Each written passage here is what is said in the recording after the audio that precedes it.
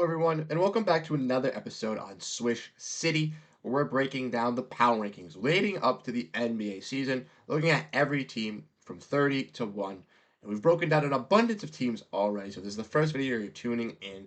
Make sure to check out the other ones after. We just saw the preseason kickoff with the Boston Celtics beating the Denver Nuggets. In today's episode, we're not going to be talking about either of those teams, but we will be talking about one of those rivals for the Celtics. And as you guys can tell from the thumbnail and from the title, we're going to be discussing and breaking down the Miami Heat in today's video. We're going to be discussing why I have them falling at this place. I believe it is 14th in our power rankings going into today. So let's dive into it. We're going to be looking at the additions, subtractions, who they re signed, players I like that fit in their team, players that I think need to go on another team, and my overall record prediction. So let's get into all of that.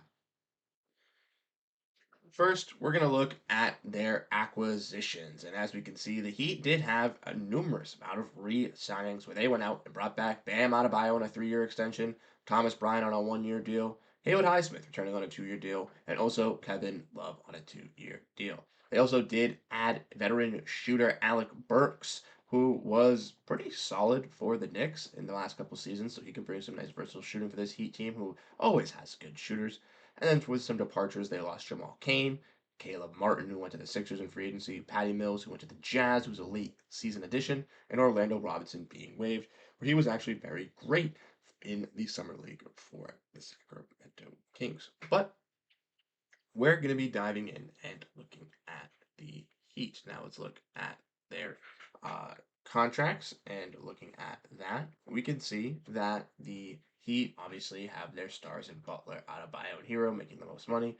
They did get Terry Rozier as a nice addition last season, who I think was solid. And then they Duncan Robinson, who had a pretty good season last year off their bench. Haywood Highsmith, Kelly Ware, their rookie, who we'll be talking about in a little bit. And Jaime Jaquez, their rookie from the season previous, also looking pretty solid as well.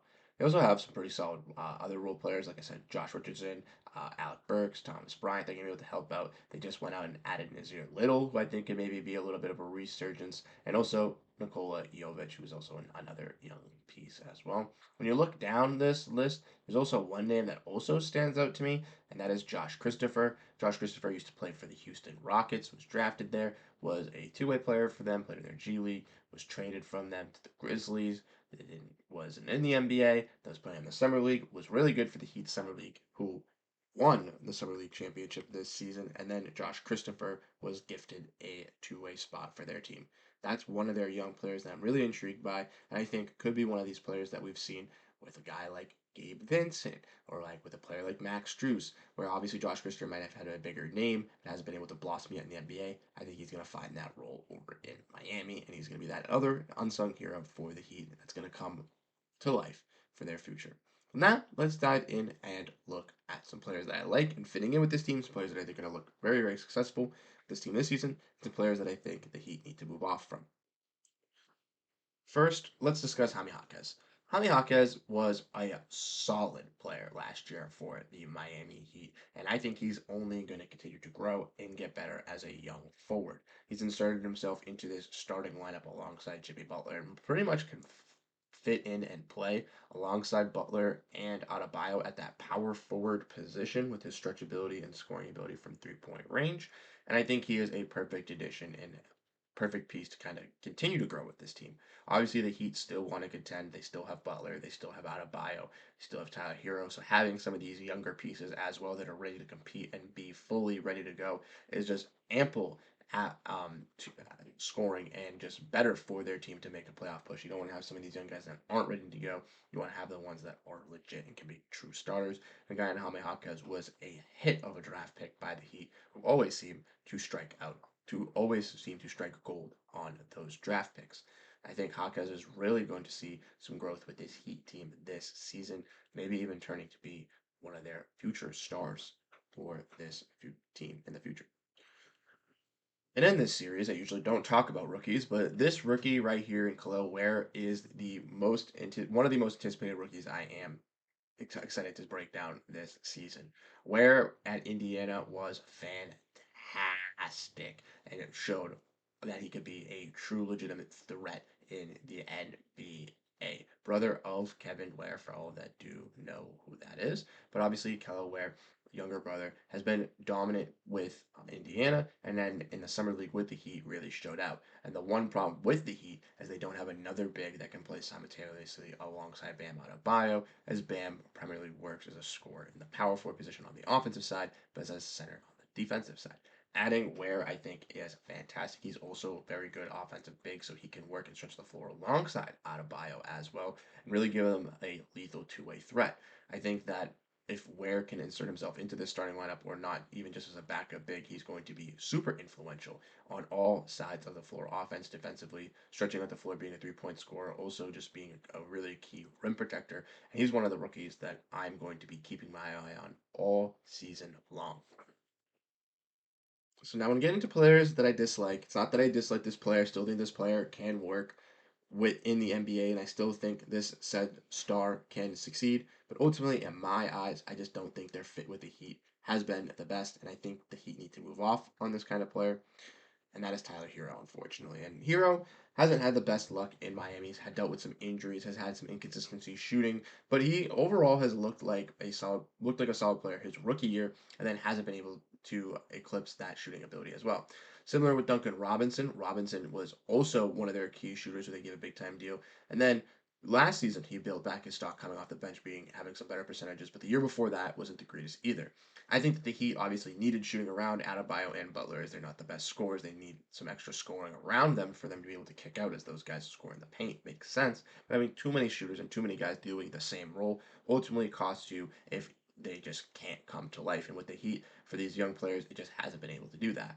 The Heat have also been in rumors for an abundance of star players, have wanted to get Damian Lillard, have wanted to get Bradley Beal, have wanted to get Zach LaVine, and every time their name comes around, they never get the player and they always strike out. And it's because they're too reluctant to include certain players, and maybe certain teams don't want said player because they don't believe in said player and they think the Heat is overvaluing said player. And it's ultimately caused a lot of confusion for a lot of teams. I think that he realistically, with the addition of Terry Rozier last season, I know he can be a playmaker as well, but he's also a three-point scorer and it's also very good on the offensive side. And having two guards in uh, Terry Rozier and Tyler Hero playing alongside each other will work on the offensive side, and you are the Miami Heat. You already are a good defensive team with Butler and Adebayo, but they have to cover the slack for that. Personally, I think that the Miami Heat needed to go in a different direction and kind of revamp some things. There was one player that signed with the Phoenix Suns that I think would have been a perfect addition for this Heat squad, and that would have been a player in Tyus Jones. I think they should have moved some contracts around, try to get something done, try to acquire Tyus Jones on a team friendly deal, even if it was just a little bit more money and give him that guaranteed starting job, that would have been perfect for them. Maybe if they try to move off of Rozier, they try to move off of a guy, Tyler Hero, or something like that. Or even if they try to use Tyler Hero to get one of those stars. I know Beal and Levine haven't been those top tier dogs recently, but there's going to be other names thrown around in the next couple seasons. And if Jimmy Butler wants to stay, if he wants to win, Bam Adebayo just signed a long-term extension. He wants to stay and win. This Heat team needs to contribute. So Tyler Hero needs to step up and need to deliver. Does it have to also do with his health? Yes, he does need to be healthy. But if Tyler Hero has inconsistency shooting and isn't that lethal scorer that the Heat truly see being that third star, they need to bite the bullet and move off of him finally and get that third star to help contend them. They need that third scorer. Even Trae Young, possibly, as a name as well, that could be another player that I think could be added to this team. They need to find another scorer. Lastly, before we sign off, let's look at the record prediction. And like I've preached, if this is your first time in the video, the record prediction is going to be wonky. I messed up with my record predictions, but I'm not going to stop doing them. I'm still going to continue to do them, but they're not going to be correct. But I got the Heat coming in at 43 and 39.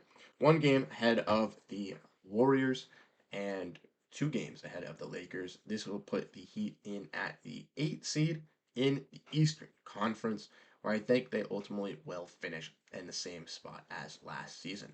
Their only addition was Alec Burks, and even though Alec Burks and Kello Ware are going to add to the game, I think a lot of other teams in the Eastern Conference went out and made moves. Boston came back with all of their players. New York went out and just got Karl-Anthony Towns with more moves, bringing in Mikal Bridges. The Sixers went out and got Paul George and revamped their whole roster. The Magic are only getting better. The Pacers are only getting better, and they kept everybody. The Cavs are only getting better, and they kept everybody. And honestly, I think the duo of Damian Lillard and Giannis Antetokounmpo is better than the duo of Jimmy Butler and Bam Adebayo. Therefore, I have the Heat coming in at 8th. I still think they'll be a competent team. I still think they'll be in the playoff hunt, but I think that they'll be towards the bottom. But let me know what you guys think down below in the comment section. Where would you guys rank the Miami Heat on your power rankings? Do you think I ranked them too high, too low? Do you agree with my analyzations on the players? Do you think Tyler Hero needs to step up? Do you believe in Tyler Hero? Do you like Kami Hakas? Do you like Killer Ware? What are your guys' thoughts? Drop them down in the comments. I'll be replying. I'll be checking them out. If you want to get more NBA updates, check my Twitter at Bruce Velez. I have all my NBA stuff over there. Or you can check out my other YouTube channels, Celtics Digest and Suns Digest. Like I said, you guys have been absolutely fantastic in supporting the revitalization of this channel, and I really do appreciate everybody that's tuned in. Hit a like button. Even if you've tuned in for a couple minutes, it truly means the world. Once again, I'm Bruce Velez. Have a great rest of your day, and peace out, everyone.